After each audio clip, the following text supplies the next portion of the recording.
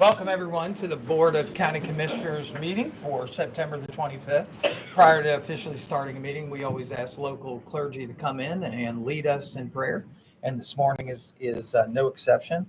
Pastor Doug Brown is here from Monterey Church. Pastor, thanks for being here this morning, and the podium's yours. Thank you. I invite you to pray with me. Dear Heavenly Father, you alone are holy. You alone are worthy of our glory and our praise. You alone are merciful and just. And this morning we take a moment to just recognize all those attributes of you. And we know that one of your major graces that you give to us is that you've ordained government for your purposes, and that main purpose is to uphold justice and to punish evil. And we thank you for that grace. And this morning we ask that you give wisdom and mercy and patience to each and every one of us that are here, particularly the Board of Commissioners. I ask your blessing on each of their families, Claire, David, and Bonnie's families. We ask that you keep them strong and ask that they are able to be rid of distractions when doing their duties. And we also thank you for the ultimate grace that you've given us, which is your Son, Jesus Christ, that though we are not holy, we're not merciful, we're not gracious, we're not worthy, you have given your Son, Jesus Christ, to credit his righteousness to us just simply by faith, and that because of that, we are saved. We're saved from eternal death, and we're saved from the ramifications of so much sin that's in our world today. And we thank you for those graces of government and your Son, and ask your blessing over the entire county. In Jesus' name, amen. Amen. And with that, we start our official meeting with the Pledge of Allegiance. Bonnie, would you lead us in the pledge? Absolutely, thank you. I pledge allegiance to the flag of the United States of America and to the republic for which it stands, one nation, under God, indivisible, with liberty and justice for all. I now call this meeting to order. On September the 25th, we will start with our regular agenda.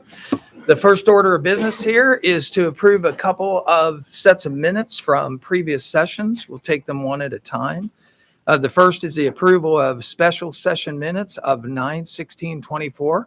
Board, I know you've had these early, had an opportunity to review them. Do I have a motion for approval? I'll make the motion. I will second. It's been moved and second. Roll call, Gail. Commissioner Batchelor? Yes. Commissioner Corcoran? Yes. Commissioner Painter? Yes, and then we'd take the regular session minutes of 9/18/24. Also, you've had those early and had an opportunity to review them. Do I have a motion for approval? I'll make that motion. I'll second. It's been moved and second. Roll call. Commissioner Corcoran? Yes. Commissioner Batchelor? Yes. Commissioner Painter? Yes. We have any new employees today or anything we need to move up? No. No? Okay. We will go on to item number C. We have a presentation by Leanne Watson. I should say Dr. Leanne Watson and Denny Moll, Clermont County Mental Health and Recovery Board, about naloxone boxes for county facilities. Leanne and Denny, the floor is yours. All right. Good morning, commissioners. Morning. Jenny, come on up. Thank you so much for having us on the agenda this morning about this important topic. I'd like to introduce Denny Mell, who's the Associate Director at the Clermont County Mental Health and Recovery Board. I did not introduce myself. I'm Leanne Watson. I'm the Executive Director at the Clermont County Mental Health and Recovery Board. So Denny's going to walk us through the proposal that we had presented to the commissioners about the naloxone boxes, or the emergency overdose cabinets. So Denny, I'll turn it over to you. All right, thank you, Leanne. Good morning. Thank you for the opportunity to be here today to talk to you about this project. We've been working along with first responders in that on harm reduction efforts for the county. Public health is definitely involved in that too. So you all know that the issues with the opioid drugs, that with fentanyl being in a lot of the drugs, we often don't have a lot of response time if somebody experiences an overdose, and overdoses are happening in public spaces. They happen in public restrooms, they happen in restaurants, they happen in parks. So what we are working to do is to try to get naloxone, which is the brand name Narcan. I'll call it Narcan for the remainder of the presentation, but we're trying to get Narcan into the hands of as many people as possible, because you may not think you need it, but you might need it because of where you are. And it's really a similar strategy to learning CPR or knowing how to do the Heimlich maneuver or having an AED or a fire extinguisher in a public space. So that's really what we're asking for today. Is we've worked on securing funds and we have the funding to expand those efforts. So we want to purchase these cabinets to contain Narcan and put those cabinets in public spaces and we're asking that they be put in county buildings. There are similar projects that are happening throughout the state of Ohio.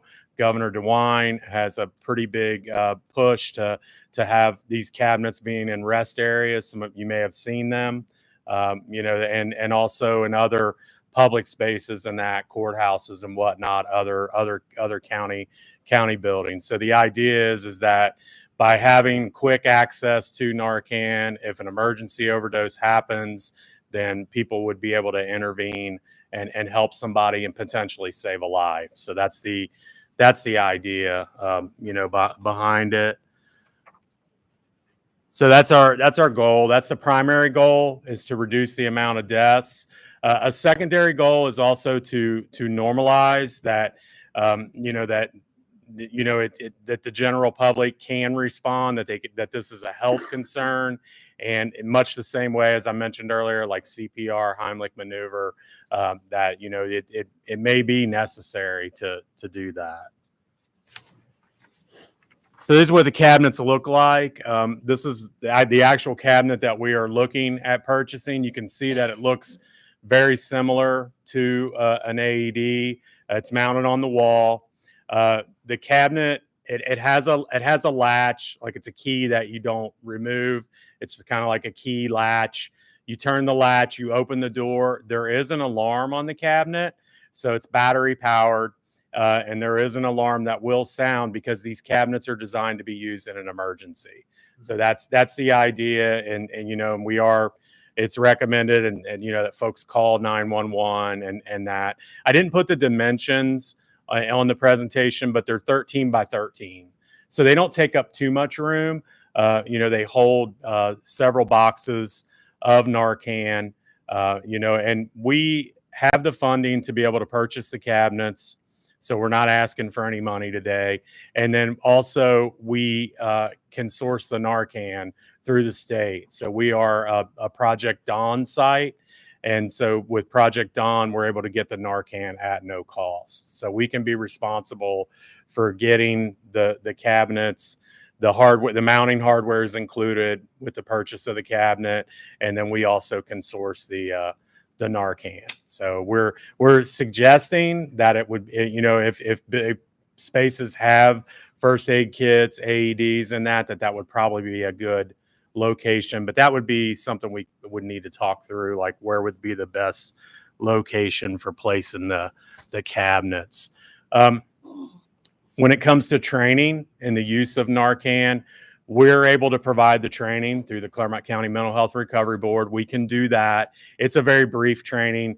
The state has created a short training video that's also viewable online. We already have that video uploaded on our website, but happy to come in and do trainings with staff, with employees, with where these are going to be located.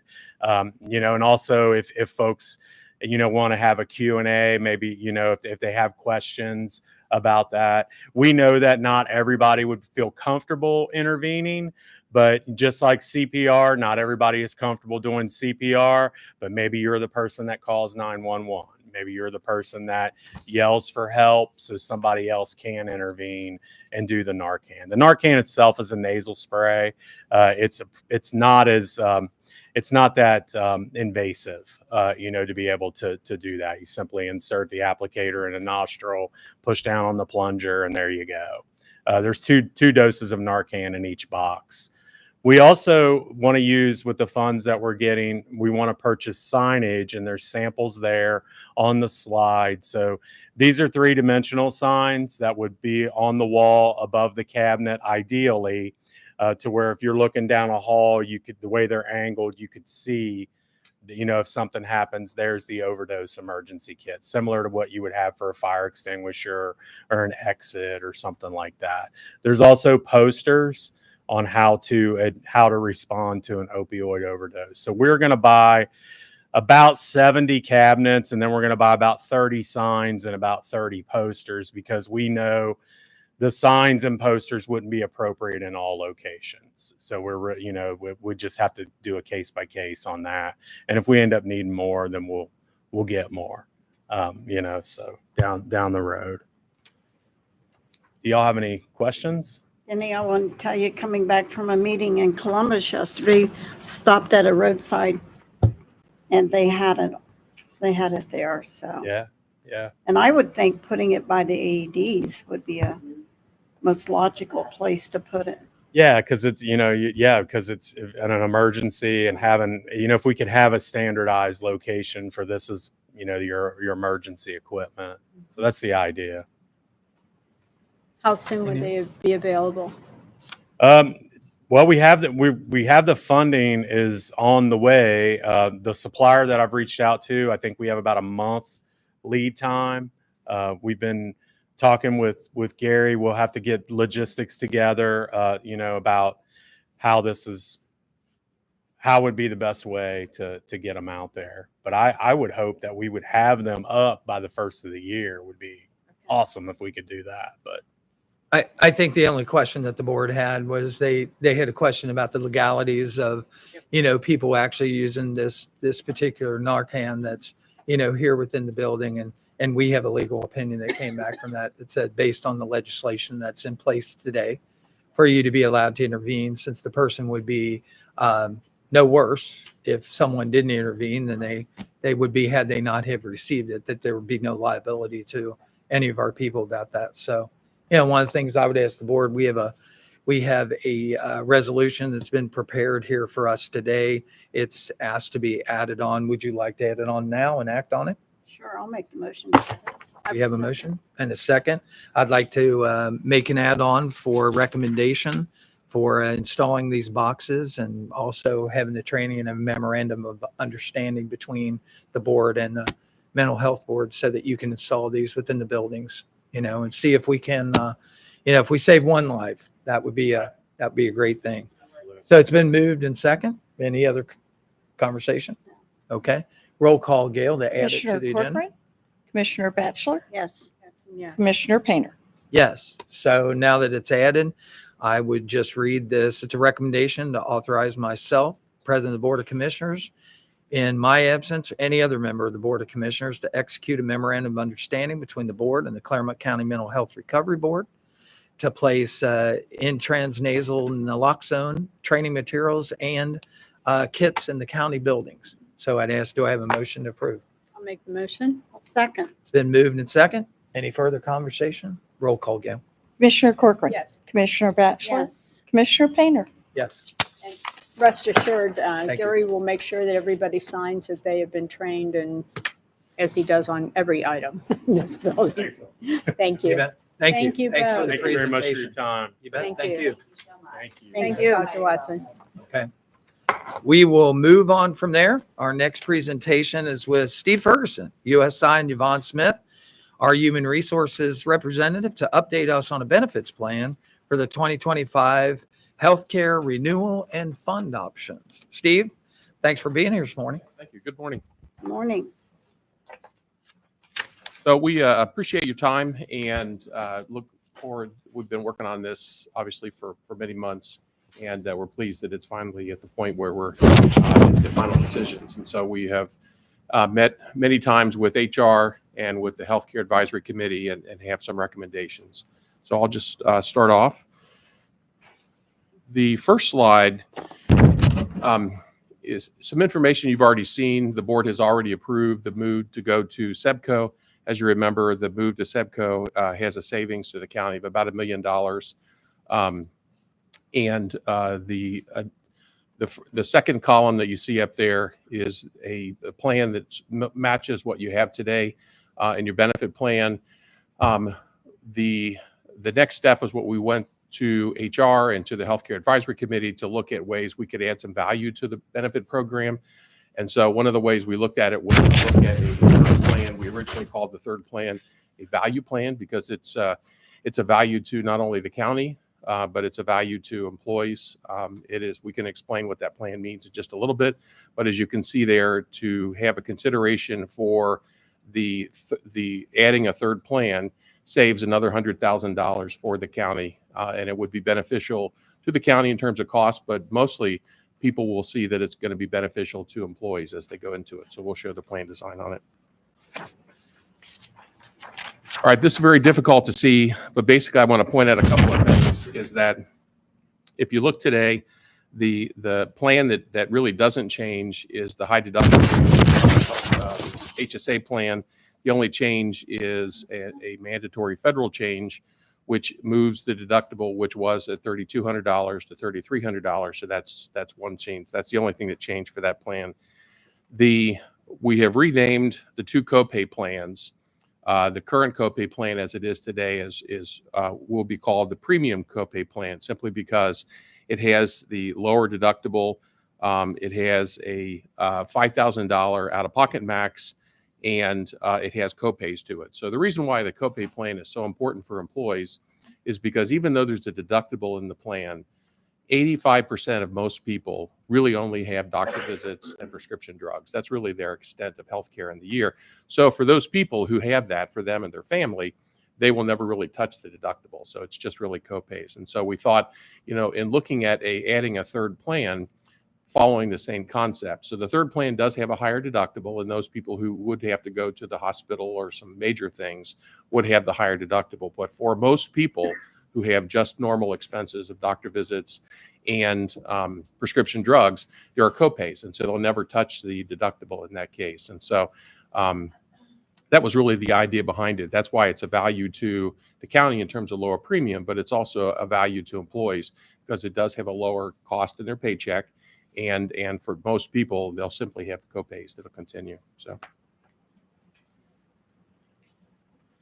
So this is just an illustration for the county to see that with the two-plan option, the expected cost to the county was an 8.5% increase, and with the three-plan option, the expected cost to the county is a 7.8, which is a $100,000 savings to the county in the process.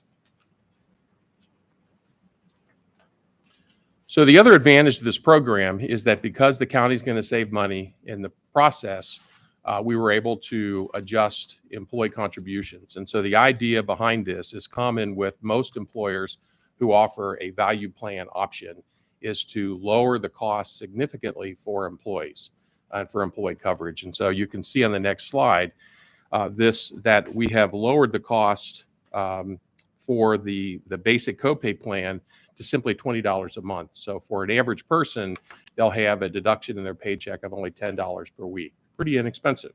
And so for that person who looks at it and says, I'm willing to take the chance that someday I may have a higher deductible if I have major expenses, but for most expenses, I'll still have a copay, and I only pay $10 a week for it. So it's a savings for the county, and it's a savings for the individual. So that's why we looked at this. And so the other tiers that you can see have savings. So the assumption is that for employees who go into the basic copay plan, it's a $20 a month savings. However, the other tiers for spouse, for children, and for family, what we did is we took 15% off the cost of the current copay plan, so it's less expensive for people. So an example for a family, the family would save about close to $60 a month if they went into the copay plan. So you can see the actual savings down below. And so for the individual, if you look at the copay plan compared to what the person is paying today in the copay plan compared to what they would pay, the savings would be about $68 a month for that person. So that's significant for most people when you look at it. Again, there's the savings for the family and for the different other tiers that we have there. So there were a couple of scenarios that we looked at. Because the total increase to the county is 7.8%, we looked at 4 different scenarios. One would be 7.8%, so that if the county spends 7.8%, we thought one scenario would be employees would have the same thing. And we looked at half of that, which would be 3.9%, and then we looked at 3%. And so the next couple pages, as you have seen, show those different scenarios. So it's in every scenario, you can see the employee coverage only still pays $20, and it still is a 15% reduction from what the other tier would be in the copay plan.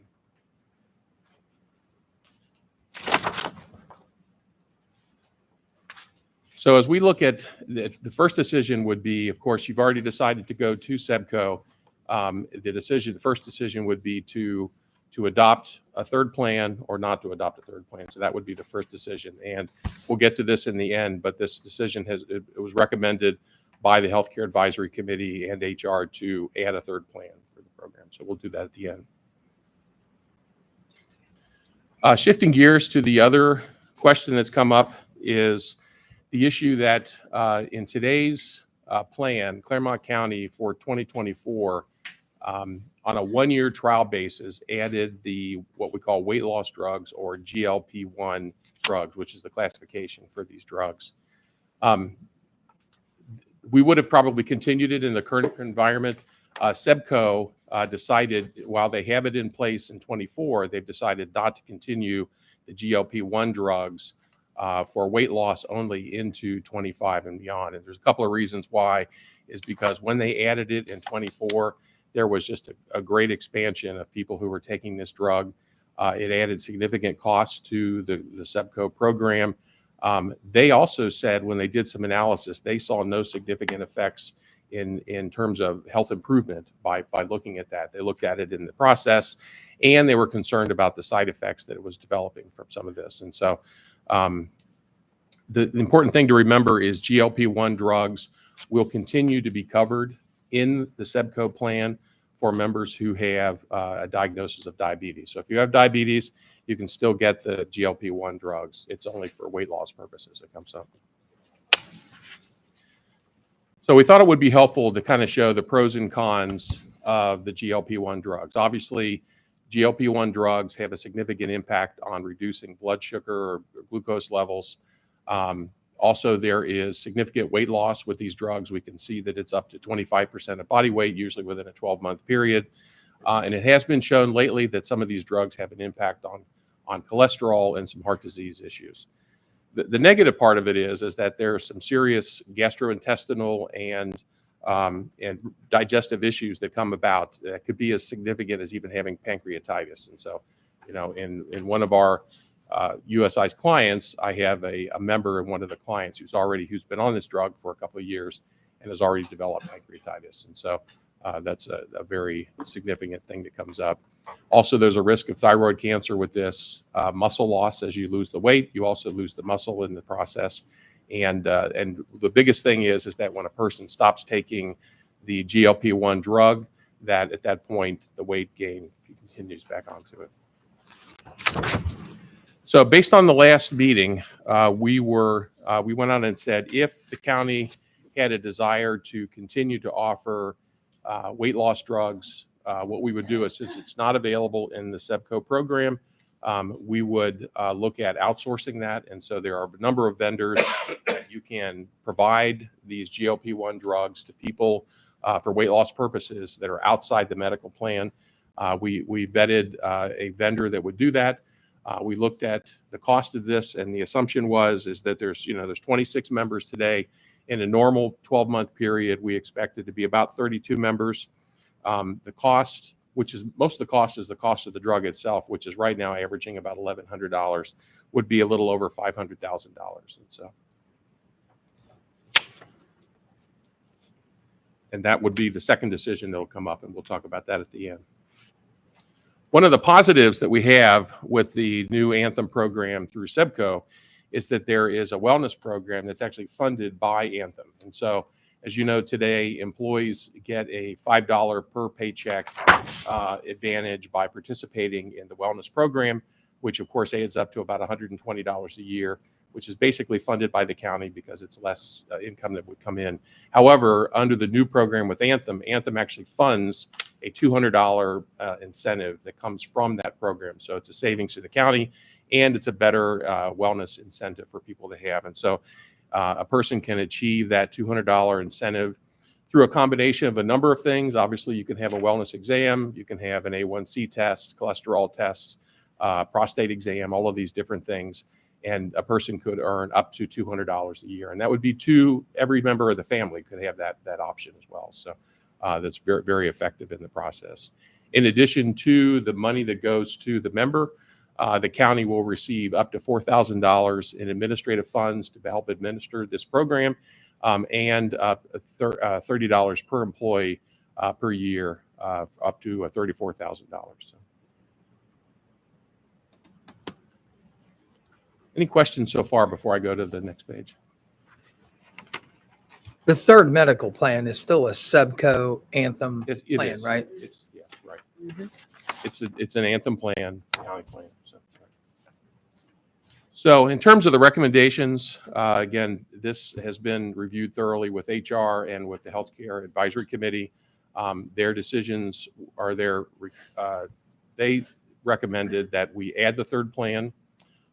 They also recommended, in terms of the funding of the different options that we laid out here, that we provide the thing at no increase for employees into 2025. And then a lot of discussion back and forth about weight loss drugs, and the recommendation from the two groups were that we would not provide an outsourced option for the GLP-1s. It's just a lot of money. And you look at a time when we have the run out for the current program and some other expenses, an additional $500,000 would be a lot for the next year. And then the other change is just something that occurred with the Anthem plan. Because of the way that they do new enrollments into the plan, there's a change in effective date so that new employees for Clermont County entering the plan would be effective on the first day of the month following 30 days of employment. So that was the other thing. So those are the different decisions that are up there, and I appreciate your attention and look forward to hearing your response. What's the expectation on GLP-1 drugs if many of these plans are dropping them? So typically, I mean, I know you have your finger on the pulse when it comes to those pharmaceutical companies and things. Typically, when everybody's backing out of a particular drug, they're going to obviously identify that drug as a generic, and then the price is going to go way down. If that happens, how easy is it to pick up that drug? I mean, well, I think, there's two options that we would have. I think in the future, if it becomes commonplace and these drugs have generics to them, I would see that at some point Anthem might want to reconsider and put those back into the program. And then it would be a no problem. Or if the cost doesn't go way down, then we still have the option of outsourcing if we want to do that. But these GLP drugs will still be available for people that use them who are diabetic. Yeah, that's right. Yeah. But you're right. I think in the future, what's going to happen is it happens with the life cycle. The reason they're expensive now is because there's a lot of research that goes into the drug. Right. In probably 2 years from now, the cost of that drug will go way down, I would imagine. And when demand starts to slip, well, then all of a sudden people are like, well, they won't pay that price, so let's get down to another price. And they're giving out today there are some coupons, which is the reason why the county has only spent about $65,000 so far for 26 people, because they're incenting people to use the drug now, and so they're giving money away. At some point that goes away, I'm sure. Mm-hmm. Okay. Good. Thank you. Thank you, Steve. Any other questions? Thanks, Steve. You mind? You bet. Would like to get some feedback from the board regarding what their thoughts are to move forward with the options. If you would accept the Health Advisory Committee and the HR recommendations, or if you would like more time to think about it. If you're ready to make a decision, we could do an add-on. Yvonne, don't Or you do have you a have- 12-member? Is it a 12-member committee? Advisory committee, yeah. Yes, And this is their recommendation. right. It was unanimous Okay. on all items. Then I would say prepare a add-on for later in the meeting today, and we'll consider it I think so. Okay. For zero cost to the employee. for what the Health Advisory Committee has actually recommended. Okay, thank Okay. you so much. Easy enough? Thank you. Thanks, Steve. Well, thank you. Thank you. We will move on with the rest of the agenda here. We are at item number D, public participation. Is there anyone here that would like to participate with the public? Please raise your hand. You'll be called on. I have to read something. We've reached that section. During this time, the board doesn't answer questions unless they want to.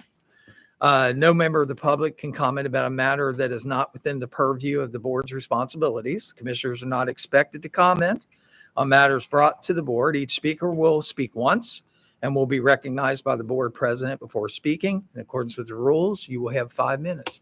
So you held your hand up first. Please come up to the podium and tell us who you are and what your address is so that Gail here can record it in the minutes. 3871 Field Lane, 45255. Annette, thanks for being here. Well, thank you for having us, and I'm sure you know I'm here about the shelter. A little bit about my background. My adult life, I was in healthcare corporate, retired and can't get away from animals. For the last 10 plus years, I have either been volunteering at a shelter or working at a shelter, covering front desk. I've fostered over 80 dogs. I actually fostered a couple cats once. A friend talked me into it. Covered front desk, run adoption events, vetted people that wanted to foster and adopters.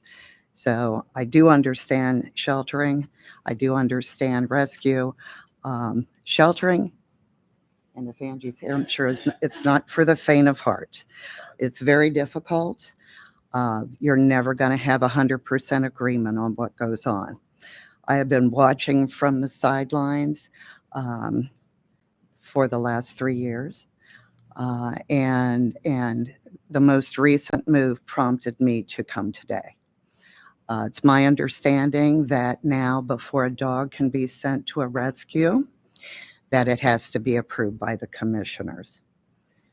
When you have rescues that work with an organization, they are ready that day to pull that dog because most of the rescues are foster based. They have an opening at someone's house, like mine. You drag your feet on that, take your time. They've moved on, and that dog has lost that opportunity. The other thing I heard was that we don't want to send highly adoptable dogs to rescue. Why not? Highly adoptable dogs, I'll tell you, I'll send you a cute little Shih Tzu right now if you'll take a little black pit bull that has skin issues. And that's the trade-off you have to make when you deal with rescues. I'm going to give you one that you're going to charge $500 for, but you're going to spend that $500 on that little black pitty. So I really would hope that you would reconsider. You're not in sheltering to make money. You will never make money in sheltering. There is no way possible. I've worked with a lot of shelter managers. I've seen the good, bad, and the ugly. I've seen a lot of good, though. And it's just don't delay letting these dogs go to rescue because they're highly adoptable. There are dogs that can go to rescue that need medical that you all don't want to pay for. I mean, you say you have the money, and I know you do want to pay for it, so let me take that back. But, if you've got a rescue that's willing to cover $500 for a heartworm positive dog, let them do it and give them that little fuzzy Shih Tzu too. Mm-hmm. Thank you. Thank you. And before you leave, it's only fair so that you get some information about that. That's never been our path forward. I heard about that this morning. I don't know where that's come from, but I just wanted to make sure that you knew that we have had some review, obviously, with the concerns that we've had in the shelter. We have went back and pretty much reviewed every piece of paperwork that there is there. Mm-hmm. One of the things that has come up there is that who has the authority to remove a dog from there. And I'll give you a circumstance on that. When Clermont County obviously invests for the taxpayers a lot of money in dogs, we're a no-kill shelter. Right. And then someone pulls a dog that they don't even know the dog is left or where it's went to. There were adoption fees that were available there. And on some of these, people have waived the adoption fees, but no one in the shelter knows why those were waived or where they were waived from. Now, I just want to make sure we are accountable to the public for every dime that we spend. Mhm. And when we spend money on services and then we don't know what the end result of that service is or where that asset went, keep in mind, even though they're dogs, just like anything else, that's right. That's exactly right. So I just wanted to make sure you're aware of that before you walked away from the podium. Just want to make sure that you don't delay sending dogs to rescue. No, thank you. Thank you. Anyone like to speak next? You bet. Tell us who you are and where you live. Good morning. My Morning. name is Ashley Lusinger, and I live in Warren County. I am at 2126 Mounts Road in Morrow, Ohio. And my last name is Leuzinger. Sorry, it's a little long. Okay. Got it. Well, thank you for everyone's time this morning. I'm Ashley, and I have been in the foster and rescue space for several years. I work with several Northern Kentucky and Ohio-based teams, and my sister is Megan Dashley. Megan cannot be here today because she is closing pools, but Megan got me into the space. Megan is a Clermont County resident. And I got her into the dog welfare space, but she got me into the shelter. So it all started with Run Club, thanks to Michelle, our volunteer who runs that. And I took on my first foster dog with Clermont last August, Miss Holly Berry, who everyone here who works at the shelter knows Holly. And I have supported our wardens and the staff alongside large-scale hoarding cases, most recently this January, 40-plus animals, goats, dogs, cats, etc. And I've also helped with cleaning, walking, events, including installing the turf along with my sister. So much like the business, I'm in the business world. I'm also in the healthcare world. So I enjoyed this morning's presentation. We know that there's departments necessary to operate and function, much like, say, a county office, a restaurant, etc. So we know that there's going to be operational needs like our wardens that need to be on hand for the community, but also Angie taking over sort of like managing those operations. And then you have your kennel staff doing cleanings, feedings, what have you. And then sort of the administrative miscellaneous. So when everyone has clear roles and responsibilities, things thrive. We're not there yet. We're not totally there. What we're asking for and have been asking for is just ongoing clarity and processes to make sure we can get to that end goal so that we can stand Angie up for success so that Angie can get the right people placed into these roles. But we do feel like our pleads are either falling on deaf ears or they're just not moving at the space like she articulated needs to happen because this space does operate very differently than the traditional business world. So first and foremost, we at the end of the day want to be advocates for the dogs. They're potentially the only governing entity in this county other than children welfare that really don't have a voice. So we are here to represent them. So I think we all want the same end goal. It's just how do we get there? One of the biggest thing I wanted to articulate to the team is our volunteers and fosters play a very large piece of that operational and management pie when it comes to keeping this shelter running. First and foremost, processing online applications. In the past 365 days, we have had 1,539 adoption and foster applications, and only 22 of those were processed by staff. So the volunteers are handling a large majority of this work. Again, free labor. Our rescue coordinators like Tracy are working with these breed-specific rescues to get these dogs transferred quick and efficiently. It's a lot of interpersonal relationships to make that happen. I work with several of these rescues.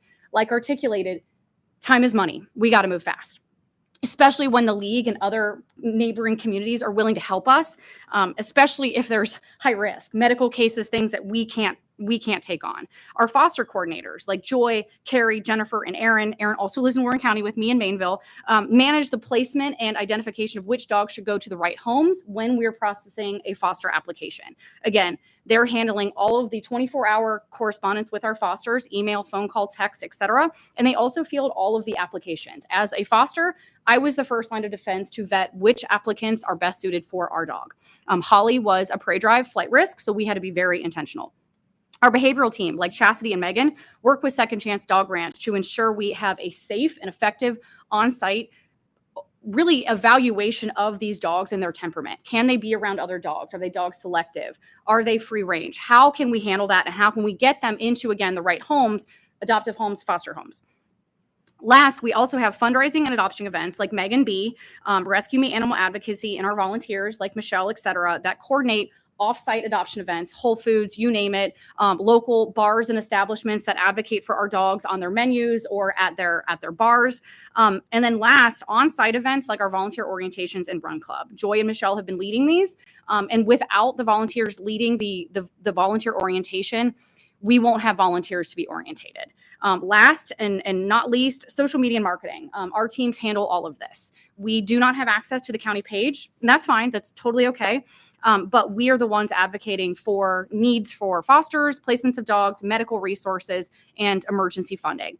We also have funded on our own paying for offsite laundry, surrender fees for the homeless, buying school supplies, and clothing for our staff who need the support. And also medical fees for our fosters. And last, we also do just the day-to-day volunteering. Some of our teams, that's all they do. They just are there to do laundry, walk dogs, play with dogs, and help with meet and greets. So these women are pretty outstanding, and men. Roger is here. Roger is amazing. This is a talented group of individuals, and I'm here to ask that you continue to lean into them and their expertise, because like so eloquently articulated, this is very nuanced from the normal operations of the county. We're here again begging for help. I do want to make sure that the county is leaning in on these resources and not trying to reinvent the wheel. We all want a better mousetrap, but I think we can do this together if we all work together and not as oppositional forces. I don't want to belabor the topic that you brought up, but that was one of the items that I had on my agenda, is that we don't really see having a board review to be agile and what we need. But we do fully understand there needs to be some relative oversight of, Angie needs to kind of know, like, where is this dog and what is the process? So I do beg of you, and it sounds like, this will be solved, that we do not want to add more red tape.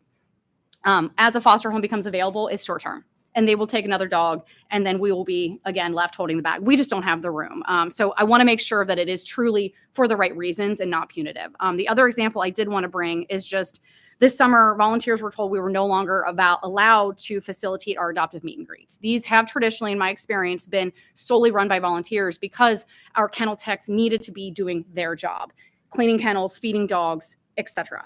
So I do ask that we reevaluate what is the best balance of power to ensure that our volunteers can still be an integral role in these meet and greets. These meet and greets sometimes are dog to dog, sometimes they're just family and kids, meeting with these possible adopters to make sure it's a good fit. Alex, one of our newest kennel techs, has been amazing with meet and greets. Angie, I just wanted to say that he's been outstanding. But we, again, don't want to remove volunteers completely from this process, because truly our fosters and volunteers know the most about these dogs. A few just kind of stats I do want to share is we have moved 46% of the dogs out of this shelter into other facilities like the League or into rescue. That means less dogs that we need to care for with the staffing that we are lacking. So we, again, just want to move towards this collective vision of how can we get dogs moved fast so that the resources we have can focus on what we have. I do want to make a point that it is not realistic and scalable for kennel techs like Alex to be on site 7 days a week. It's just, I know it's temporary, but we gotta evolve. Luckily, our volunteers are there and ready and committed to back him up, especially this past weekend when we needed the extra hands on deck. The last things I want to close out is we are willing to continue to lean in with examples of where these processes are slowing us down or where the processes need to maybe be evaluated due to the nuance. But I do want to reiterate, all the meetings I've watched week after week, that our volunteers want to do as much as possible to drive successful outcomes for this shelter. But I am gravely concerned that our volunteers are dwindling. I myself have pulled back my on-site time for scheduling reasons, but it's frustration. I'm disappointed. I'm frustrated. I've tried to lean in and ask for clarification and processes around how do we tap into the budgets that we've heard are there, medical funding. The last piece I will close with is the volume of resources being provided by the volunteers and especially Rescue Me Animal Advocacy. It's large. I mean, most recently a $3,500 ER invoice that is being paid by fundraising dollars, not the county. We've asked for process clarification for medical. We have not received that answer. How can we tap into medical budgets when we have high cases, heartworm cases, emergency needs, Rescue Me Animal Advocacy alone in June had paid up to $13,000 of expenses for CCAS. That's for boarding, offsite training, medical, behavioral assessments, and surrender fees. And that's excluding the dogs that Rescue Me has pulled on our behalf to take over full care for. So I appreciate the time. I'm probably over time. And again, I know I'm not a county taxpayer, but I just wanted to be another voice since my sister could not be here. But thank you for your time. And before you leave, I just wanted to touch on a couple things. We value the volunteers, all of us do. We value the canines that are there. We value the animal shelters, no doubt about that. And I think sometimes we miscommunicate on that. You have one opinion, obviously we have another opinion. But I want to make sure that we have some clarity when it comes to that. When it comes to reviewing the books of the animal shelter and what goes on, we are responsible to 228,000 voters. When people come in and they express concerns with a particular operation of the county, that is going to cause us to take a look at it from top to bottom, from every dime that's spent. And that's our responsibility. I just want to make sure you don't get a choice in making that call. We make that call. And that's not to say we're at odds about that. It's just, it is what it is. We're responsible for different things. When it comes to helping out, we have heard those calls, and we have had open requisitions for the hiring of people, the same as the rest of our county. The rest of our county is down 100 employees of people since COVID. All businesses across Clermont County, Hamilton County, Cincinnati, everywhere you go, people are having a hard time finding people to fill positions, and you could talk to our DJFS or our mental health board, even them with professionals, they have a hard time finding people. So we are picking up people everywhere we can.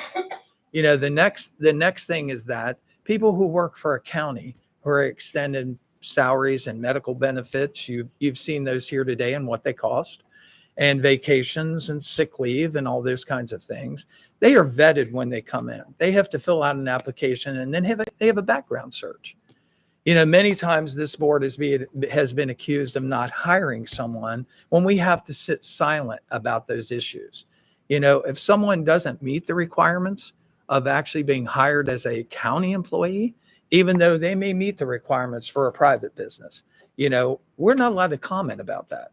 That is an HR issue that is handled in our HR department, and especially I see that I have Steve here from the Defender's Office. He understands those kind of things and how they are disclosed. So what I would tell you is we will hire anyone who meets those requirements and is qualified and can get through a background check that is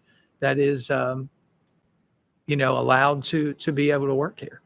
When it comes to medical, I can tell you, Angie came into us about halfway through this year and said that we had extinguished our veterinarian budget, and we immediately came in and reappropriated funds for that. We don't take that lightly. We want it to be a great place. And then recently, no one has talked about the fact that we have brought our trustees over from the jail to provide the cleaning at the kennels 3 days a week. This past week, we've increased that to 5 days a week. So we have 3 to 4 people coming in every morning from our trustees who are vetted people who are serving sentences in our jail to clean those kennels, to break up and to provide time for those permanent employees we have there to do the other things that would enhance the environment for these canines. So, I just want to make sure you're aware of that, because I think a lot of times we miscommunicate. Yeah, I'm aware. You guys tell us things, and then we don't get that feedback that says, well, wait a minute, we have more people working at the kennel now than we did a month ago, with those additions. They're on medical leave.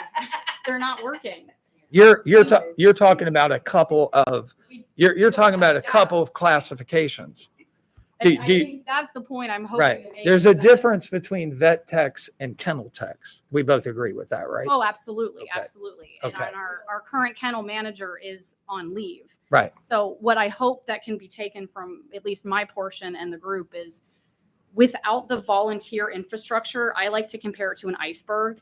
Sort of the county has the oversight of that above the water, but below the water is that foundational basis of the volunteers and the work they do. And I'm gravely concerned that these volunteers will start leaving if we do not see improvement and better communication and processes around how do we reach Angie if there's an emergent situation? How does a rescue coordinator get approval on the fly if approval needs to happen? Because I'm glad you agree that time is of the essence and we can't wait for a board approval. So thank you for your time. But Let me just say one thing too, before you step down. There's been a lot of negativity. We all know that about the animal shelter. But if enough of that is out there, who wants to come and work there if it's that bad? So we need to stop and think about that. Cut back on some of the negativity, work with what we're doing with the sheriff's department, because you never see that. We are trying, believe me. Nobody loves dogs more than we do. My little spoiled dog is happy to see me every day when I come home, but I've adopted from the animal shelter in the past. But if we're going to work together, let's calm the negativity down and let's work together. We're trying to get people full-time up there, but the sheriff's department has agreed to work with us, and you're getting 7 days a week now to clean all of those kennels. I think that he sends 3-4 people over there, 4 hours a day? Yeah. So that is a big help. That's work that volunteers or staff is not having to do. Believe me, we want it to be the best shelter that we can possibly make it. my closing remark that I failed to mention, though, is we need a plan. Like, we can't keep talking about a plan. We can't keep talking about hiring. And again, that's great that we have these new resources. Very happy because we need them. But we need a plan, or we need a timeline to bid this out to a humane society. It is a uphill battle when we have dogs in our care where prescriptions aren't being filled. Fosters are begging for maintenance meds. And again, I never want to blame the new vet tech. Being a new employee is hard. There's a learning curve, there's onboarding. So I always want to lean in and understand, what is the root? Is it a process gap? Is it a permission gap? Is it a staffing gap, a systems gap? But we're begging for just the continuation, partnership, and leaning in. Otherwise, without the infrastructure of the volunteer team, I firmly believe the shelter would need to close. You would need to probably work with the league to offload those dogs. And I need to ask you a question. Mhm. And since you've come this morning, when's the last time you've been to that shelter? I'm there often. How often? Tell me I- when's the last time you were there. Normally it's about once a week.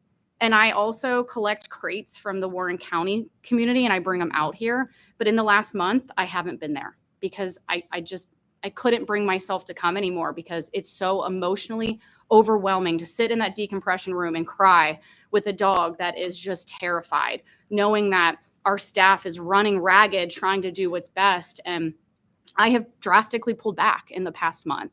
I want to make sure that you know that dogs that come under our kennel aren't because of irresponsible commissioners or irresponsible staff.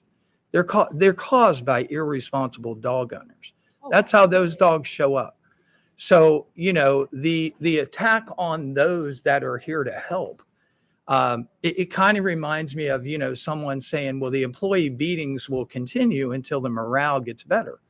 That's not how it's going to fix. If you guys have a plan and of a plan, by all means, share it with Angie and sit down and get an opportunity to talk to her. She has the full requirements of this board, to assign resources or anything. Well, listen, I don't either. And we're not going to argue, but there have been many other people who have organized meetings with Angie that called the last day and said they didn't want to meet because they were too traumatized to go to the shelter. I'm not traumatized. I go over there. I was there this week. I don't like. 35 hours and I never saw you. So when was you there? Angie? In the office with you? He definitely wasn't back with the dog. I went to the back. Absolutely. So in closing, We've already closed. I've emailed. I've never once gotten a response. My father, Dennis Lucan, who is also a citizen of this county, gets a polite and timely response from you, Mr. Painter. And that's where I've gotten very frustrated, that I've continued to try to be very articulate in the needs, the barriers, the gaps, the clarity for processes, and trying to lean in from an educational angle versus like a negative or an attacking angle. But we've sort of gotten to this place where the tone has shifted. So I've tried to be very polite and articulate today, and I appreciate the time, but frustrations are high, and I would like to allow the other members to speak. But Thank you. Thank you. Thank you. You bet. Anyone else? Please.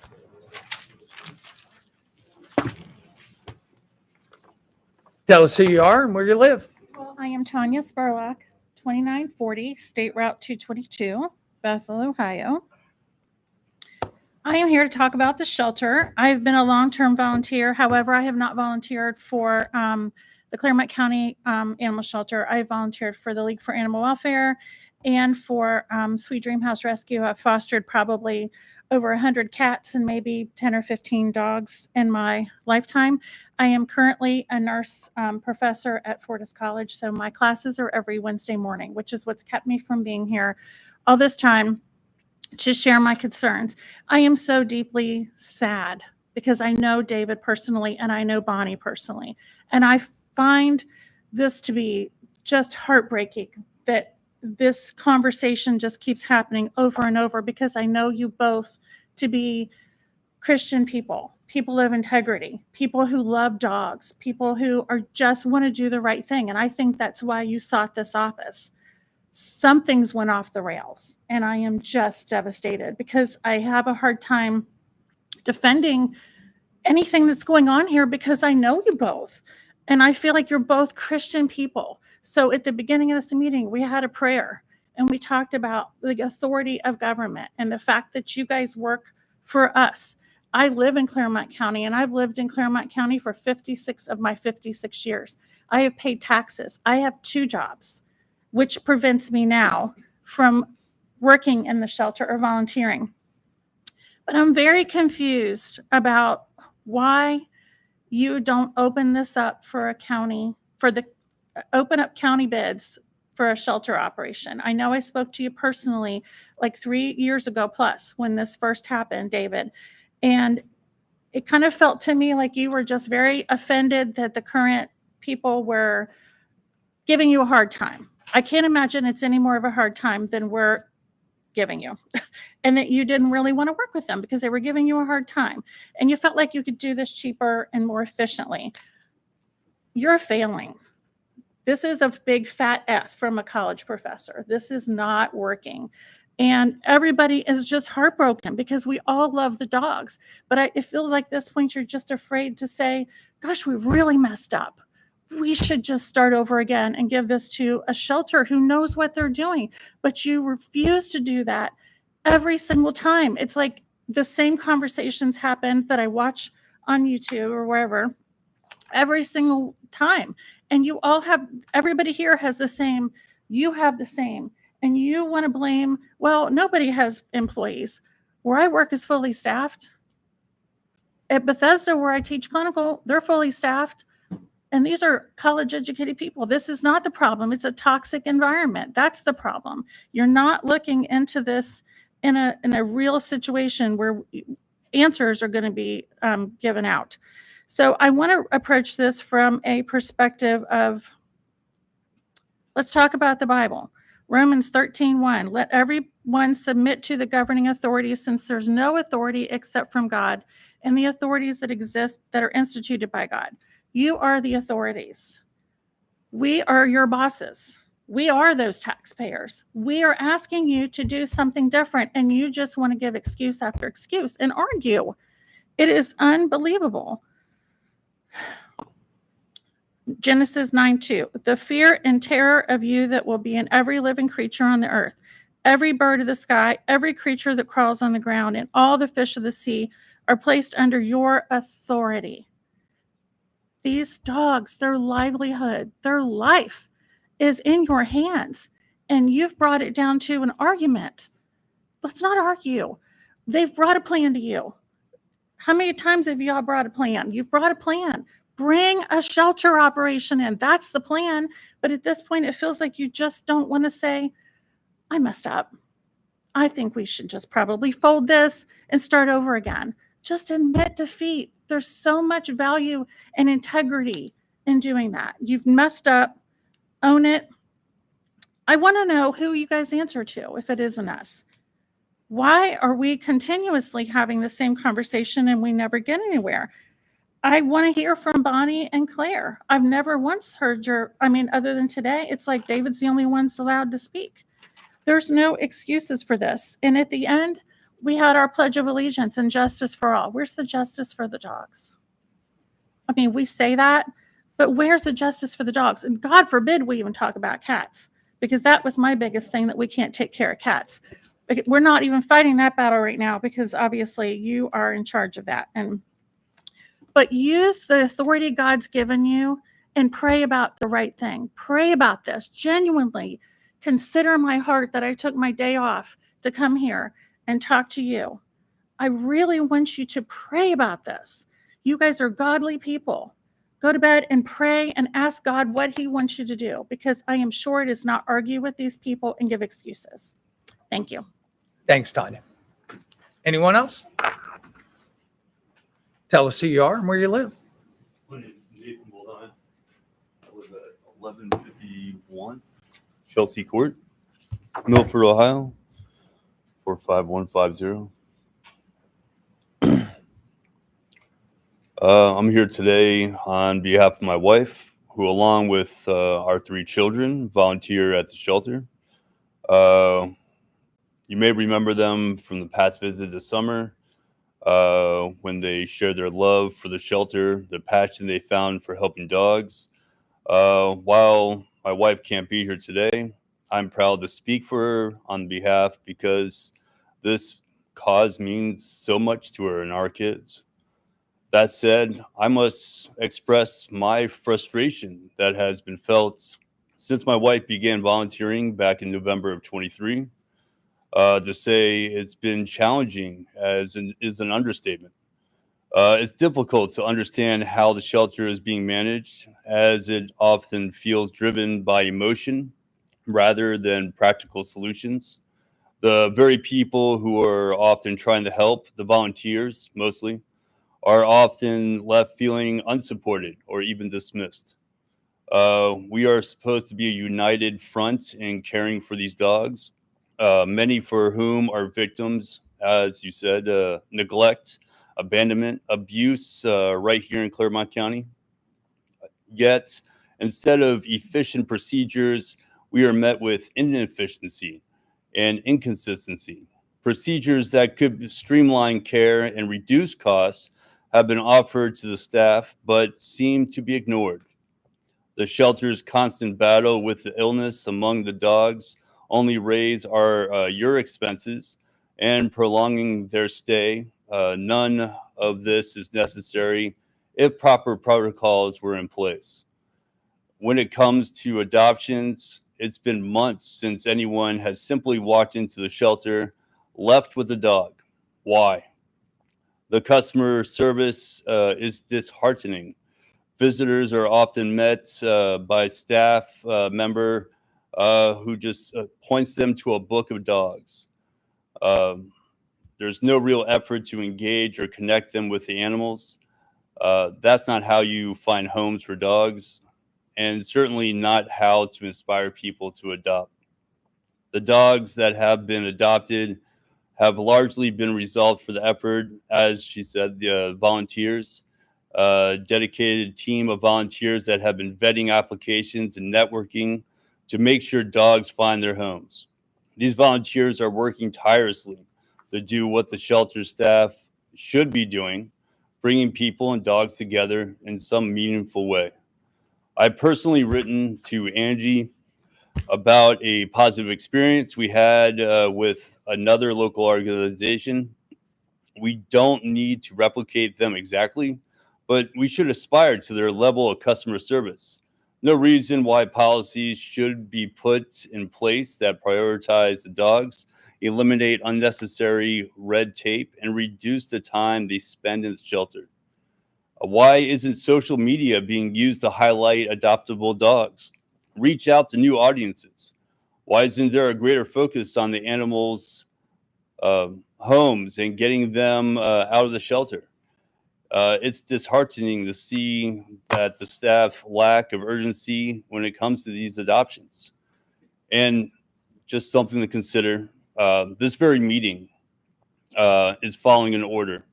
You guys have an agenda. You stick to that agenda weekly, ensuring things are done. Nothing is really missed. Why can't the shelter operate in the same way? Clear procedures. If they were able to follow a set agenda, it would be so much more efficient, effective, beneficial for the dogs. One of the most pressing issues is the need for better collaboration between the staff and the volunteers. Volunteers bring the passion, the time, the love to the shelter, and they want to work alongside with the staff and find solutions and give the dogs a second chance. However, instead of fostering positive collaboration, it often feels that the staff is resistant to the volunteers' input. They don't share the same goal to help the dogs, and they're not as cooperative and open environment that would make a more tremendous achievement. The purpose that the staff obtain the resources that have already been offered to them and adopt those resources in ways to make sense for the shelter. It will also provide training to the staff. Additionally, it is crucial to fill the long-standing open positions that have been vacant for way too long. Be the community partner we know that you can be and rise to the challenge, and making the shelter a place where staff, volunteers, and the community can work together in a positive way. Thank you. Thank you. Thank you. Thank you.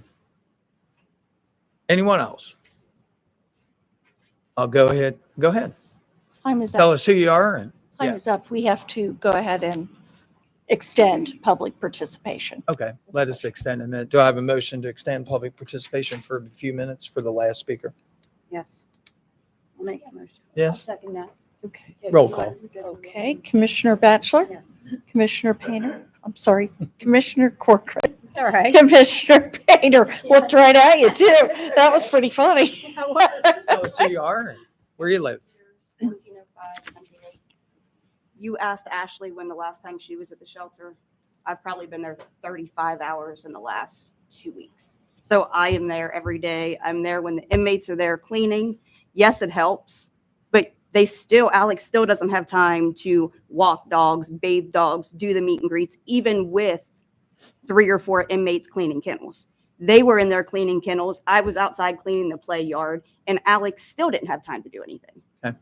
There has to be more. You can't have that many dogs and only have one kennel tech. Mhm. It's not possible.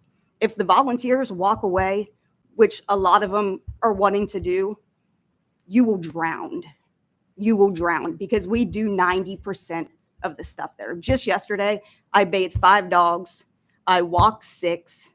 I cleaned kennels after they had been cleaned because if I didn't, then they were going to sleep in that poop all night long. They were going to eat their breakfast right next to that pile of crap. Would you do that?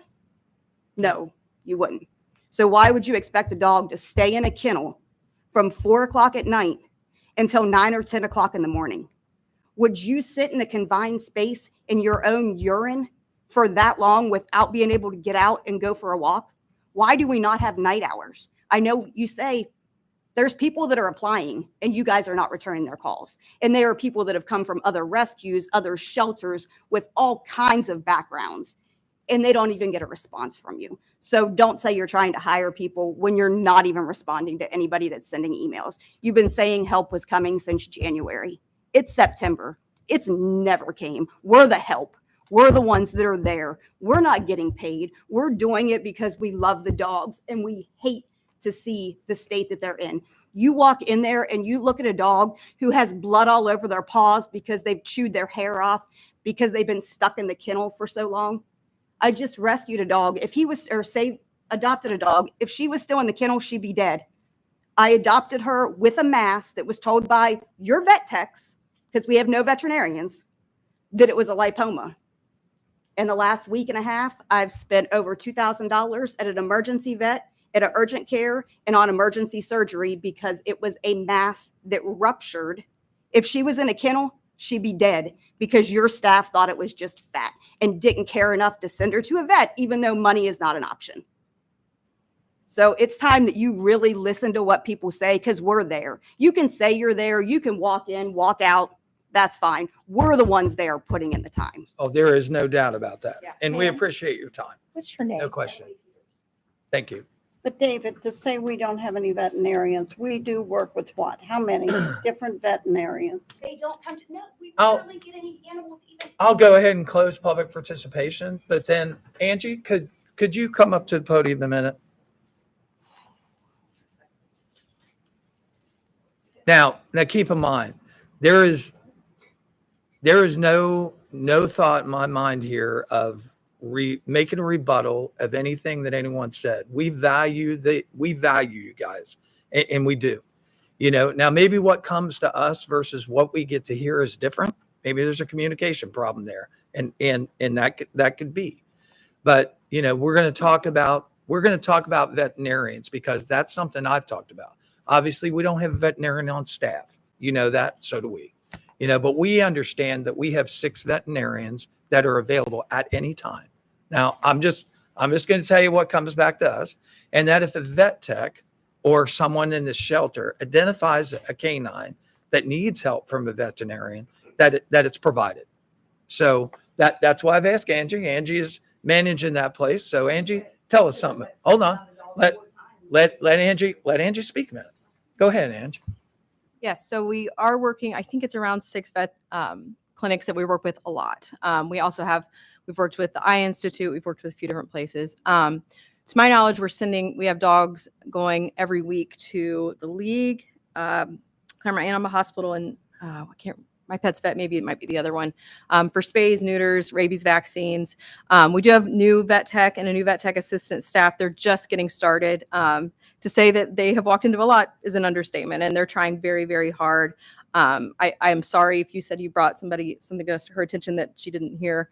I'm happy to look into any of those. From what I've seen, they're very, very thorough in their care. I think we have excellent medical staff now. They've asked me, can we send this dog out for further testing? Yes. So I don't know some of the specific instances that you might be referring to, but I'd be happy to look into them. And so now I understand we have 3 employees that are coming on. Is that correct here on the two on the 29th and 30th? Yep. We had 3. We have 2. Mm-hmm. Yeah. Can you clarify the situation about pulling for rescues? That decision that was made yesterday. He says that that's not happening. But we got your email. But your email says that is happening. Is that what's the Can I- policy there now? Yeah, go ahead. So it was brought to my attention. What I didn't know was happening is that non-shelter staff were moving dogs out of a facility and we didn't know about it. And so I have been preparing a motion to go before you all recommending me right now as the acting kennel manager would be authorized by you to make those calls, to sign off on those calls. I'm not saying I have to bring, Morty the dog up to you every single time and say, hey, I want to take this dog 2 weeks from now, to be able to make those decisions quickly. But I firmly believe it needs to come from the shelter staff to be the ones that are authorizing it. It is our liability. So you're saying the volunteers are moving the dogs out? Yeah, it was brought to my knowledge that it happened over the weekend. I don't know the extent of the situation, but I do know that it happened over the weekend. Is there a way I can read the email to you? Can I read the email that she sent out? We've seen it. I saw it. I mean, she just. I saw it this morning. Yeah, this morning. So it was sent out before this morning. So you didn't even know. She just made it up and said you guys said it. No, I said that No, I needed to seek approval, that the board needed to give approval for authorization. I'm not sure what the. No, Adoption events, 'cause that you know how email works. Email, somebody sends an email, somebody says forward, and it comes in. That's how we got it. That's how we get those. Excuse me. You put out a note yesterday that was copied out in Shelter Love in the chat room. Hang on a minute. Hang on a minute. Yeah. This is We got just us Angie addressing here. Angie. We've Angie got is Angie giving up here. Continue public participation. You bet. So I would That's all right. appreciate the meeting. Public participation is closed. Andy, thank you. We're going to move on with the agenda. Thank you. Thank you. We'll move on with item number E, the consent agenda. Board, you've had a consent agenda that was prepared for you. Are there any items that need to be removed from the consent agenda Can for? we hold on a second? Sure. for this? I'm sorry, but No, you're fine. Commissioner Painter, oh, never mind. Sorry. They're walking out. Hold, I just make a statement real quick. Any comments by the board? I'd like to just make one comment this morning that continuously, there is one person that is involved with these volunteers that constantly goes out on Facebook and blasts and says things before they're even brought to this board. And secondly, that person in particular, I have at least 6 times invited that person to meet with me as a commissioner or anyone on this board, including with Angie, who has been down there working her head off in the shelter. I have offered morning, noon, night at that person's convenience to please meet with me and discuss any of the problems. That's number one. And number two, I walked over to that second chair and handed her my card and said, please call me. I am willing to discuss anything with you. This person has been invited to several volunteer meetings. They refuse to show up. They boycott the meetings and then turn around when a meeting is canceled and accuse Angie of not listening to them. We have a duty to make sure we know where these animals are. And I, for one, am very concerned about somebody who takes a dog out of our shelter, posts things on Facebook with a minor child in a car sitting right next to an animal. That how do you even know what the behavior of that animal will be like? If that dog were to turn around and bite that child, it would be on this county and on this board for allowing it to happen. I believe that Angie has put in protocols that try to keep everyone safe, and I'm sorry that people don't like it, but there is an order to this program. And if anyone has any concerns about how things, and we're not perfect, anybody has any concerns about how things are run now, please, let's bring up the pictures of what this was like when this board took over this shelter and the conditions those dogs were living in. when I first came on board, I'll add to that. Go ahead. This was already in the process of taking it back from the facilities that was running it. My first trip up there was unbelievable. You opened that door and it was, but I mean, they want to give it back to them. I don't think so. No dog deserves to live in the conditions that they were living in when they had it either. But one other thing, if I can. You can. The email that I saw that was Angie received, they say they want to work with us, but when Angie gets an email from a volunteer saying she's had it, she's done, no need to contact her anymore because she refuses to have any meetings with anyone or talk to anyone about it. How do you work together when you're saying, I won't talk to you anymore? This is a volunteer saying that. So I'll be quiet. Angie, thanks for your dedication to the shelter. We know that this is a very, very difficult situation. And just to draw back the scope of these conversations, you know, the scope of these conversations is we run an animal shelter here that's in accordance with the ORC and the 955. You know, we have a couple of requirements to take care of. We're responsible for stray animals in this county and obviously animals that bite people and who are a nuisance. And our responsibility is to kennel and shelter them.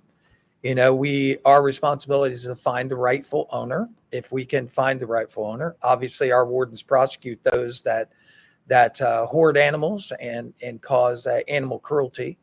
And then one of the things is that we're responsible for canines that the owners are irresponsible. You know, they come to our shelter in our particular facility. I have went to that shelter many times. I've talked to the staff. I have asked them, is there an animal here that needs care, that needs to see a veterinarian? Are there any animals that aren't watered, that aren't in a safe environment? Are there any animals here that need any attention? And the answer every time has been no, Mr. Painter. things are well taken care of. And I've walked through that shelter.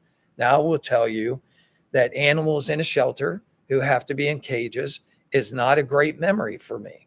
I'm an animal lover. There's no doubt about that. Does it cause me stress? It does.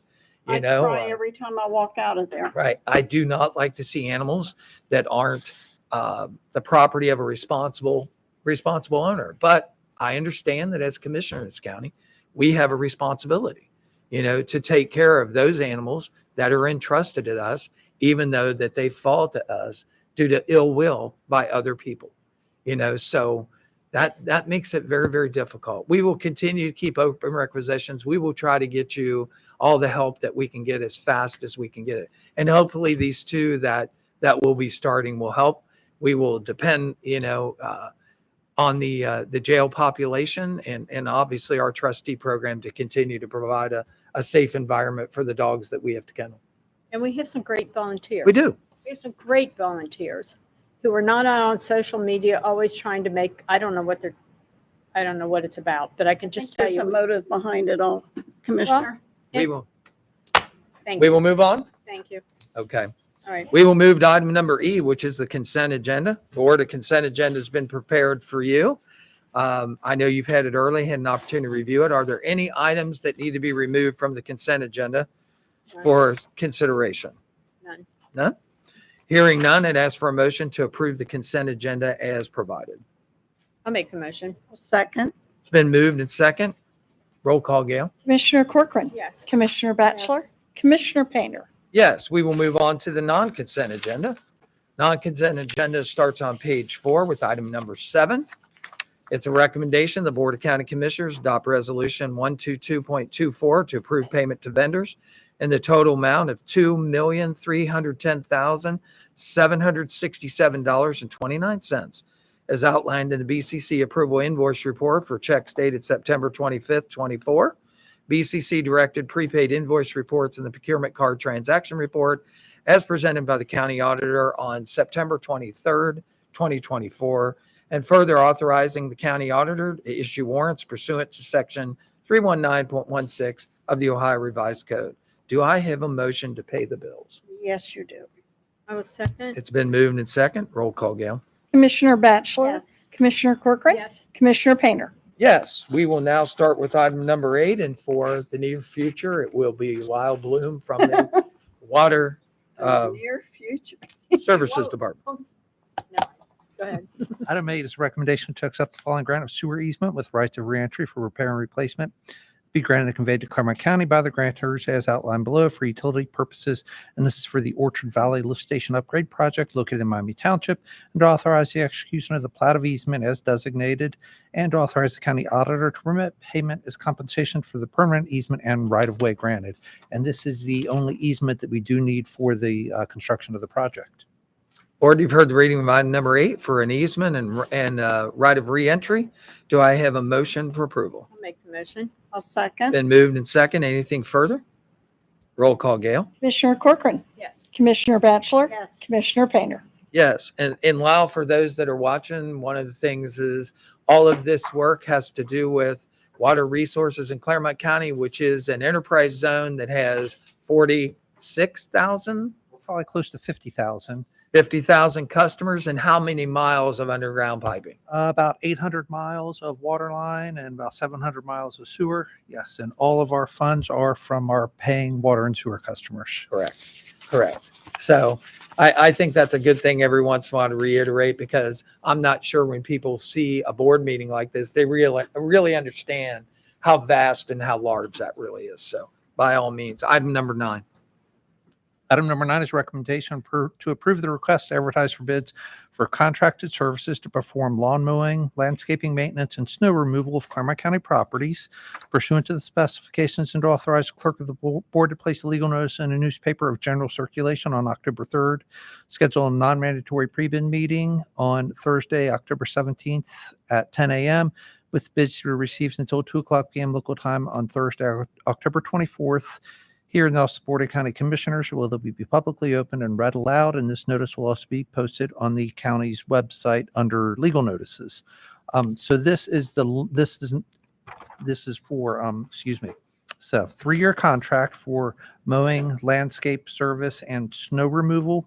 The snow removal is only at the 2 CTC park and ride sites, but it also includes 23 of our water properties, which are our water treatment plants and our water storage tanks, 12 wastewater properties, treatment plants and lift stations, and then 18 of the facilities management properties, which are on the Bauer and the Batavia campuses. Board, you've heard the reading of item number 9. Do I have a motion for approval? I'll make the motion. I'll second. Been moved and second. Any further conversation or discussion? No. Roll call. Commissioner Batchelor, Yes. Commissioner Corcoran, Yes. Commissioner Painter. Yes. Item number 10. Item 10 is a recommendation to award the bid and execute the contract for project number 6401-60227 for the Weaver Road Water Petition Part 2 project located in Stone Lake Township, pursuant to the plans and specs to Queen City Mechanicals Incorporated out of Cincinnati for the lowest and best bid received on August 22nd at the item prices as outlined in the bid for a total amount not to exceed $178,867.50 in compliance with the terms and conditions and contingent upon the release of the required purchase order. So this will benefit 5 property owners, they're petitioning property owners, and involves about 865 feet of new 8-inch water main to serve their properties. We had talked about this one before, hadn't we? Yes, this Been one's around a while. we've been working on it. We finally got all the easements. I think those 5 property owners will be very happy to get it. I wish we could have got it in before we had all this dry weather. Yep. That would have been nice, but they'll be happy to have it when we get it done. That. Board, you've heard the reading of item number 10. Do I have a motion for approval? Make the motion. I'll second. Been moved and second. Anything further? Roll call, Gail. Commissioner Corcoran, Yes. Commissioner Batchelor, Yes. Commissioner Painter. Yes. Thank you. Thank you, sir. Item number 11, facilities management. Morning. Item number 11 is the recommendation to approve the request to advertise for bids for Public Defender Office Edition pursuant to the plans and specifications, and to authorize the clerk of the board to place a legal notice in the newspaper of general circulation on Thursday, October 3rd, 2024, scheduling a non-mandatory pre-bid meeting on Thursday, October 17th at 10 a.m. local time to be held at the Public Defender's Office, 302 East Main Street, Batavia, Ohio, 45103, with bids to be received until 2 p.m. local time on Thursday, October 31st, 2024, in the office of the Board of County Commissioners, 101 East Main Street, Batavia, 45103, where they will be publicly opened and read aloud. The notice will also be posted in the Clermont County homepage under legal notices at the link www.clermontcountyohio.gov. Absolutely. Board, you've heard the reading of item number 11. Do I have a motion for approval? I'll make the motion. I'll second. It's been moved and second. Any further conversation or discussion? Just before we vote on it, what was the rough order of magnitude from the estimate? Remember? I think it's around 375,000. Steve? Well, we hope it'll be that. Wait a minute. So tell everybody who you are. I'm Steve Haynes. I'm the director of the Public Defender's Office, and I thank you for what I think you're about ready to do. We appreciate it. We're going to have this addition. We are needing it. We've got some. It's been a while. It has, and it's going to add at least 4 offices and help us. We've got our appellate lawyer who works from home now, our new investigator, and the one before him. They do a great job, and they're out on the road a lot, but he's working in the conference room. We've got some social workers. Some of them are part-time, one's full-time. They're kind of on top of each other when they're not in court, or a lot of their time they're in the jail or with people in court, but sometimes so it's going to help us considerably. We do appreciate it. And most of the cost of this, by the way, is going to be reimbursed. There was a new reg that went in, and then I saw that. I sent it to Mary, and when she was Mary Raines and Tom, and anyway, it's going to be mostly reimbursed by the state. So I think it's a win-win. We really appreciate it. You bet. We do too. Appreciate you guys have a tough job. I don't know if you do that or not. It's a rewarding. When Vince Ferris and then Mark DeColby and I all have done our share of domestic, and we've had some tough cases, as you know. And sometimes I get a little down. I go, well, at least we're not doing a custody case, because that was none of our favorite. And I think I'm going to add being a county commissioner to the list. Thank you. Thank you. Thank you. We appreciate that. But really and truly, the end result there is whatever we can do that makes it a better place to live, work, and, raise a family. That's what it's all about. Roll call, Gail. Commissioner Batchelor, Yes. Commissioner Corcoran, Commissioner Painter. Yes. Thank you. Item number 12. Item number 12 is a recommendation to authorize Thomas J. Eigel, County Administrator, to execute all documentation on behalf of the Clermont County Board of Commissioners for the County Commissioners Association of Ohio Service Corporation energy purchasing programs for natural gas and electricity, and further to authorize the Clermont County Board of Commissioners to execute the power of attorney and agreement, the CCAOSC Electricity Purchase Program only documentation. Board, you've heard the reading of item number 12. Do I have a motion for approval? Make the motion. I'll second. It's been moved and second. Anything further? Roll call, Gail. Commissioner Corcoran? Yes. Commissioner Batchelor? Yes. Commissioner Painter? I will abstain as I serve on the board of the County Commissioners Association. Item number 13. Item number 13 is a recommendation to designate the appointment of the following individuals to the Clermont County, County Commissioners Association of Ohio Service Corporation Energy Purchasing Program as outlined below. And that would be Ralph Lynn, Representative, effective date 9/18/2024, and Jessica Powell, alternate 9/18/2024. Board, you've heard the reading of item number 13. Do I have a motion for approval? We had Ralph on there. Let me think Uh-huh. about that. I'll make the Bonnie, he's here. I know. mean, he's I right just there. looked over and saw it. I'll make the motion. A second. It's been moved and second. Roll call, Gail. Commissioner Batchelor? Yes. Commissioner Corcoran? Commissioner Painter? I will abstain. Thank you. Item number 14.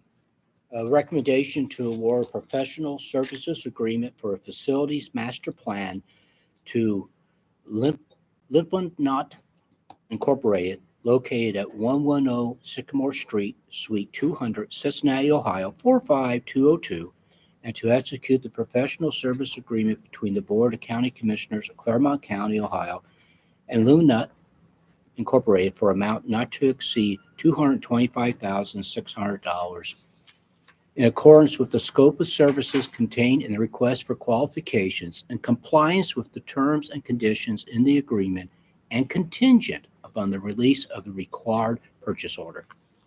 Board, you've heard the reading of item number 14. This is for a master's plan agreement. Do I have a motion for approval? We'll make that motion. We've been I waiting to will get greatly this. second that. It's been moved and second. Any further conversation? Roll call, Gail. Commissioner Corcoran? Yes. Commissioner Batchelor? Yes. Commissioner Painter? Yes. Item number 15. Item number 15 is recommendation to adopt resolution number 12324, resolving to accept the $60,000 restricted donation made on or about June 7th, 2023 by the Patricia Saylor Trust to be used for specific improvements at the Clermont County Animal Shelter. Commissioners, we are aware that this money was donated, but we have not done a formal resolution, so that's what we're taking care of today. You bet. Board, you've heard the reading of item number 15. This is for a $60,000 restricted donation for the animal shelter. Do I have a motion for approval? I'll make the motion. Second. It's been moved and second. Any further conversation? Roll call, Gail. Commissioner Batchelor? Yes. Commissioner Corcoran? Yes. Commissioner Painter? Yes. Item number 16. Morning, Emily. I have a recommendation to resolve to approve and authorize changes in the annual appropriation resolution number 181-23 for calendar year 2024. This is two supplementals for the prosecutor common pleas criminal regular salary, $28,750, and fringe benefits, $5,000. This is a prorated amount for an additional felony prosecutor effective date 10/1/2024. Board, you've heard the reading of item number 16 for some additional appropriations. Do I have a motion for approval? Make the motion. I'll second. Been moved and second. Any further conversation or discussion? Roll call, Gail. Commissioner Corcoran? Yes. Commissioner Batchelor? Yes. Commissioner Painter? Yes. Thanks, Emily.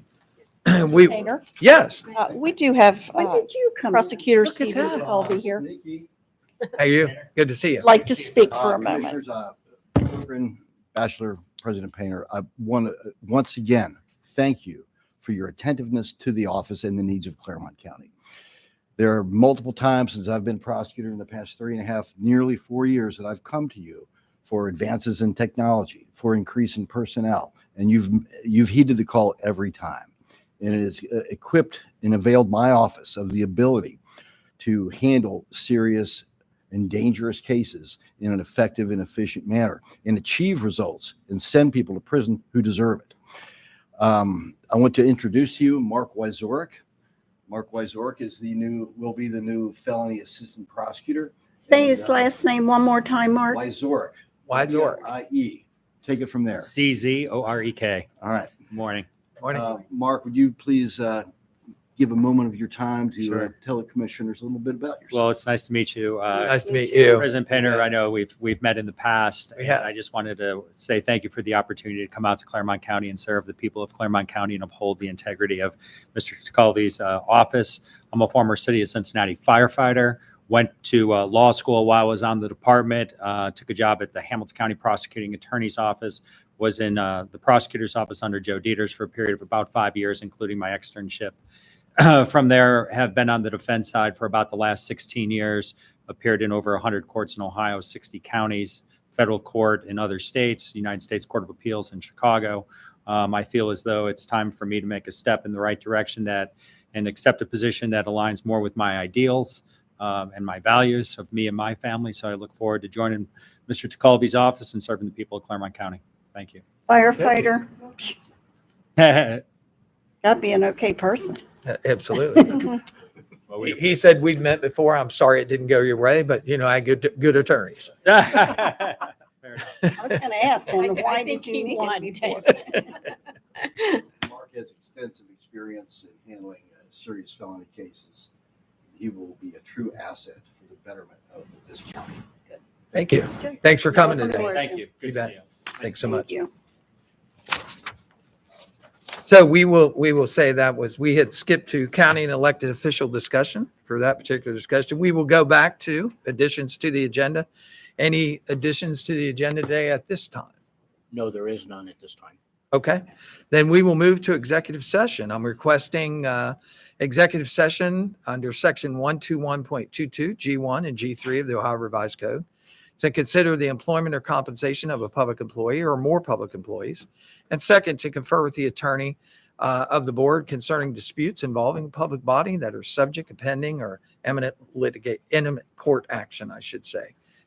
Do I have a motion to go into executive session? I'll make the motion. I'll second. It's been moved and second. Roll call, Gail. Commissioner Corcoran. Yes. Commissioner Batchelor. Yes. Commissioner Painter. Yes, we will move to executive session. We will return and we will conduct further business. Thank you.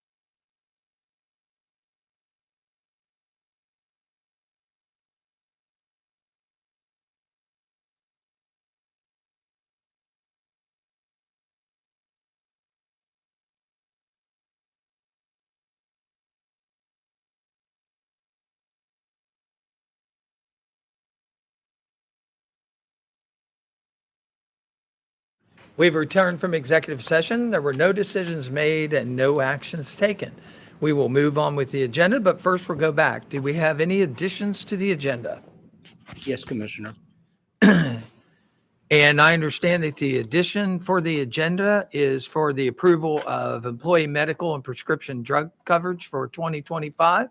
So I would ask that we add this resolution to the agenda. Do I have a motion to add? I'll make the motion to add. I'll second. It's been moved in second. Roll call, Gail? Commissioner Batchelor, Yes. Commissioner Corcoran, Yes. Commissioner Painter. Yes, and I understand Yvonne Smith from the benefits section is here today to describe this this resolution. So if you would Thank you. educate us. So we are looking for the approval of the employee medical and prescription drug coverage for calendar year 2025, as presented earlier today by Steve Ferguson of USI, and to implement the 2025 cafeteria plan, the employee per pay costs for health benefits, and the 2025 county paid benefit credits as listed on the addition. I understand on the addition, there's 3 medical plan options. Yes. And that there are 2025 healthcare plans per pay, 24 pays per year. So, Correct. and this will be per the listed amounts here that were provided in the handout. Yes, and in the presentation. Okay. Correct. Thank you very much. Board, you've heard the reading of this resolution for approval of employee medical and prescription drug coverage for our calendar year 2025, as was presented this morning.